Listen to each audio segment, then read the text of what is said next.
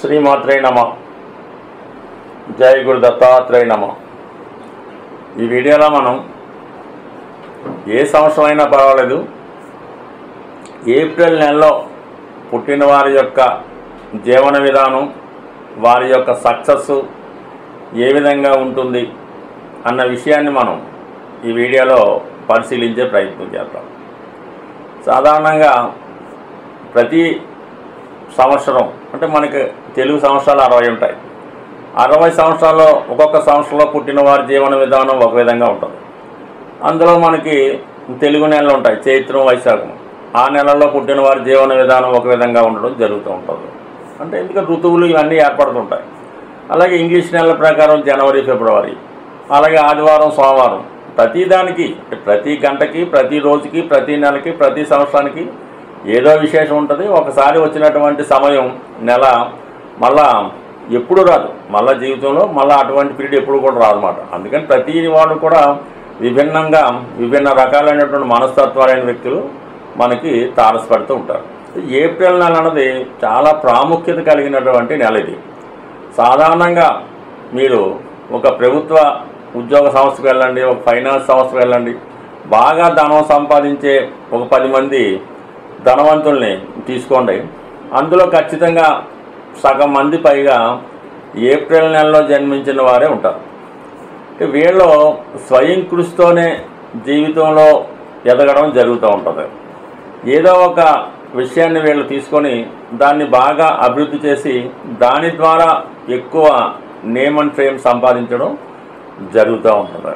అలాగే వీళ్ళు పుట్టినప్పుడు వీళ్ళ తల్లిదండ్రులు కూడా ఏదో ఒక మంచి వృత్తిలో కానీ మంచి నేమ్ కానీ కలిగి ఉంటారు. అంటే అప్పటికే వీళ్ళ యొక్క తండ్రి గారు కానీ తల్లి గారు కానీ మంచి ఫేమస్ అయిన కుటుంబానికి చెందిన వారే ఒక సెలబ్రిటీ. అంటే ఎవరికాడే సెలబ్రిటీ, ఎవరికాడే గొప్ప అనుకుందాం. బట్ ఏదైనా ఒక ఉన్నత స్థాయి వర్గానికి చెందినటువంటి పేరెంట్స్ కలిగి ఉండడం వల్ల వారి యొక్క ఇన్ఫ్లుయెన్స్తో వీళ్ళు సమాజానికి కానీ వాళ్ళు కానీ ఎదిగే ప్రయత్నం చేయడం జరుగుతూ ఉంటుంది. అందుకనే వీళ్ళ చిన్నతనం అంతా కూడా వీళ్ళ తల్లిగారు లేదా తండ్రి గారి యొక్క ఇన్ఫ్లుయెన్స్తో బాల్యం అన్నది చాలా హ్యాపీగా గడవడం జరుగుతూ ఉంటుంది. ఒక మంచి స్కూల్లో జాయిన్ చేయడం, ఏ విషయంలో కూడా అంటే బట్టల విషయంలో కానీ ఫుడ్ విషయంలో కానీ ఏ విషయంలో కూడా లోటు లేకుండా ఒక విధమైనటువంటి క్రమశిక్షణతో వీళ్ళ బాల్యం నడుస్తూ ఉంటుంది. అందువల్ల ఏంటంటే ఎక్కువగా వీళ్ళు సమాజానికి చేయాలనుకుంటే వీళ్ళ సేవ చేయాలంటే 2 రకాలుగా మనం సమాజానికి సేవ చేయొచ్చు. అంటే వీళ్ళ ఆలోచన ఆ విధంగా ఉంటుంది. ఒకటే ప్రభుత్వ ఉద్యోగం అన్నా చేయాలి, లేదా పాలిటిక్స్లో కన్నా వెళ్ళాలి. అవకాశం ఉన్నవాళ్ళు బాగా పెద్ద కుటుంబంలో జన్మించిన వారు వాళ్ళ వారసత్వంగా వాళ్ళ తండ్రి గారితో తాతగారితో వారసత్వం తీసుకొని పాలిటిక్స్లోకి రావడం జరుగుతూ ఉంటుంది. అంటే ఏదైనా ఒక వారసత్వ వృత్తిలోకి రావడం జరుగుతూ ఉంటుంది. కొంతమంది ఏంటంటే ఎండోమెంట్స్, దైవానికి సంబంధించిన వాళ్ళకి వంశపారపర్యంగా ఏదో ఒక అర్చకత్వం లేదంటే ఒక టెంపులో ఒక వృత్తిలో రావడం జరుగుతుంటుంది. కొంతమంది ధర్మకర్తగా కూడా ఉండొచ్చు. ఆ విధంగా వాళ్ళు సేవ చేస్తూ ఉంటారు. ఈ కొంతమందికి ఏంటంటే వాళ్ళ తాత ముత్తాతల దగ్గర నుంచి కూడా ఈ ప్రభుత్వ ఉద్యోగం అనేది కామన్గా నడుస్తూ ఉంటుంది. సో ఆ కారణం వల్ల ఏంటంటే వీళ్ళు ఈ ప్రభుత్వ ఉద్యోగానికి ప్రిఫరెన్స్ ఇవ్వడం వల్ల అయితే వీళ్ళు బిగినింగ్లో ఏం చేస్తారంటే బాగా పెద్ద స్థాయి ఉద్యోగం రావాలని కాంక్షతో ఉంటారు.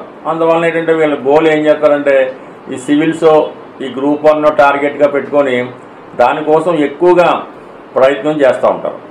అయితే చాలా వరకు సక్సెస్ అవుతూ ఉండొచ్చు. కానీ కొంతమందికి ఏంటంటే అప్పుడు ఉన్నటువంటి మిగతా పరిస్థితులు అనుకూలంగా చాలా టైం కూడా వీళ్ళకి వేస్ట్ అవుతుంటుంది. ఒకసారి 2-3 సంవత్సరాల నుంచి 5 సంవత్సరాల నుంచి కూడా టైం వేస్ట్ అయ్యే అవకాశం ఉంది. అంటే ఈ ఎగ్జామ్స్ రాయడం, వాటిని ప్రిపేర్ అవ్వడం, మళ్ళీ దగ్గరగా వచ్చి మిస్ అవ్వడం, ఈ విధంగా జరగడంతో కొంత టైం వేస్ట్ అవుతుంటుంది. ఆ కారణం వల్ల ఏంటంటే కొంతమంది అలాగా సర్వీస్ చేస్తుంటే కొద్దిగా అటెంప్ట్స్ అయిపోయిన తర్వాత వేరే విధంగా ఎటువంటి జాబు చేయకుండా కేవలం పేరెంట్స్ ఉన్నటువంటి వారసత్వంగా వాళ్ళకు ఉన్నటువంటి ఆస్తిని బట్టో వేరే దాన్ని బట్టో ఆ విధంగా వాళ్ళు జీవన విధానాన్ని సాగిస్తూ కొంతకాలం పాటు అన్మ్యారీడ్గా ఉంటూ తర్వాత ఏదో మ్యారేజ్ చేసుకొని కేవలం తల్లిదండ్రుల సంపాదన మీద, తర్వాత భార్య యొక్క సంపాదన మీద, దాని తర్వాత పిల్లల యొక్క సంపాదన మీద ఆధారపడుతుంటూ వాళ్ళు అదే డ్రీమ్స్లో అలా ఉండిపోవడం జరుగుతుంటుంది. అంటే వాళ్ళ యొక్క ఆలోచన ఆ విధంగా ఉంటుంది. ఆ విధంగా కొంతమంది ఉండడం జరుగుతుంటుంది. కొంతమంది మామూలుగా ఏం చేస్తారంటే ఇంట్లో సివిల్స్ ప్రిపేర్ అవుతారు, చిన్నయ్య రాస్తూ ఉంటారు, ముందేదో ఒక వచ్చిన దాంట్లో చేరిపోవడం జరుగుతుంటుంది. చేరిపోయి నెమ్మదిగా వాళ్ళ ఏజ్తో పాటు వాళ్ళు పెద్ద స్థాయికి కూడా వెళ్ళడం జరుగుతూ ఉంటుంది. అంటే సాధారణంగా ఏప్రిల్ నెలలో పుట్టిన వాళ్ళకి ఏంటంటే వారి యొక్క పరిస్థితిని బట్టి ముందు చిన్న ఉద్యోగంలో చేరిపోయి ఆ తర్వాత పెద్ద ఉద్యోగంలోకి వెళ్తేనే మంచిది. బట్ ఏదైనా వీళ్ళ యొక్క సంపాదనలో ప్రభుత్వం అన్నది ప్రభుత్వ ఉద్యోగం అంటే ప్రభుత్వ ఉద్యోగమా, లేదంటే ప్రభుత్వ కాంట్రాక్టులు చేస్తారా, లేదంటే ప్రభుత్వ ఉద్యోగుల దగ్గర వీళ్ళ సబార్డినేట్గా చేస్తారా, మొత్తం మీద ప్రభుత్వ సొమ్ము తినే యోగం 100% వీరికి ఉంటుంది.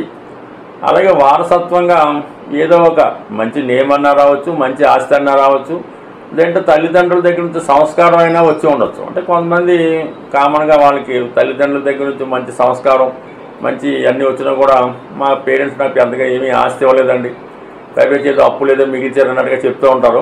బట్ ఏది లేకుండా ఏదో సంస్కారం ఏదో సాంప్రదాయం లేకుండా ఎవరికైతే ఉండదు. బట్ ఏదైనా వీళ్ళ యొక్క ఏప్రిల్ నెలలో జన్మించిన వారి జాతకం మీద వాళ్ళ యొక్క పూర్వీకులు పెద్దవాళ్ళ యొక్క ప్రభావం ఎంతో కొంత కంపల్సరీగా ఉంటుంది. వీళ్ళు కూడా వాళ్ళ యొక్క సంపాదించిన నేమని కాపాడే ప్రయత్నంలో చాలా వరకు నిజాయితీగాను సక్సెస్గానే ఉంటారు. సాధారణంగా ప్రతిదానికి కూడా ఎవరిని ఆశించకుండా స్వతంత్రంగా ఉండే ప్రయత్నమే చేయడం జరుగుతూ ఉంటుంది. బట్ ఏదైనా వీళ్ళు బాల్యం అన్నది చాలా హ్యాపీగా నడుస్తుంది. తర్వాత వాళ్ళ బాధ్యతల వల్ల వేరే కారణాల వల్ల ఒత్తిడి అయితే మాత్రం ఉంటుంది. ఎక్కువ ఒత్తిడి ఫీల్ అవుతూ ఉంటారు. అంటే వీళ్ళ మాట నెగ్గాలి, మనమే పైన ఉండాలనే ప్రయత్నంలో చాలా వరకు తలవంచక తప్పదు. బట్ కానీ ఆ తలవంచే ప్రయత్నంలో ఈ ఓటమిని అంగీకరించిన వీళ్ళ యొక్క మనస్తత్వం చాలాసార్లు వీటికి ఇబ్బందిని కలిగిస్తూ ఉంటుంది. అందుకని సాధారణంగా వీళ్ళు సర్దుకుపోయే మనస్తత్వం, ఎక్కడ ఏ విధంగా ఉండాలి, ఎక్కడ నెగ్గాలి, ఎక్కడ తగ్గాలి అన్న విషయాన్ని తెలుసుకుంటే కంపల్సరీగా వీళ్ళ జీవితంలో చాలా ఉన్నత స్థాయికి రావడం జరుగుతూ ఉంటుంది. స్వస్తి.